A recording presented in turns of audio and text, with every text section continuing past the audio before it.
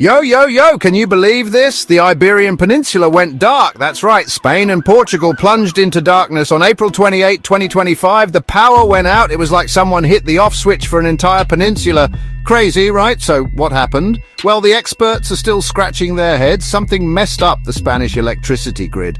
They're blaming it on anomalous oscillations in the high-voltage lines. Apparently, some extreme temperature changes messed things up. Who knew the weather could knock out power for millions?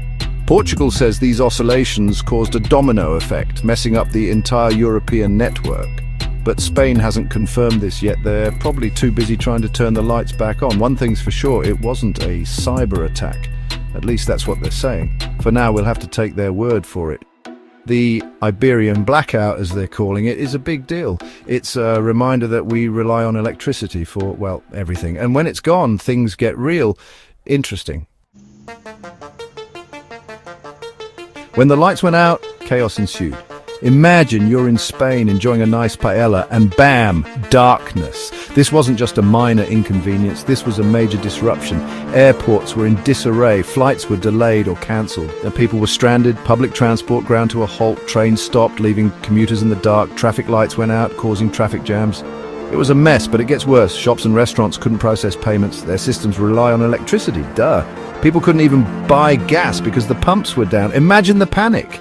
And don't even get me started on the internet and phone service. In some areas, communication went dark too. So the Iberian Peninsula is in the dark. What next?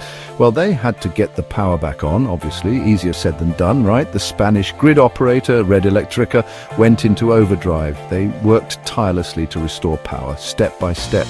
Thankfully, they weren't alone. France, like the good neighbor they are, stepped up to help. They supplied Spain with a much-needed power boost. Ukraine, even amidst their own struggles, offered their expertise. See, even in the darkest of times, humanity shines through. Portugal estimated it would take a week to fully restore power. Spain was a bit more optimistic, hoping for 6 to 10 hours. But hey, when you're dealing with a blackout of this magnitude, every little bit helps, right? Helps. The Iberian Blackout wasn't just about technical glitches and power grids, it was about people. People like those in Malaga who got their power back after an hour, or those in Madrid who had to evacuate trains and navigate through traffic chaos.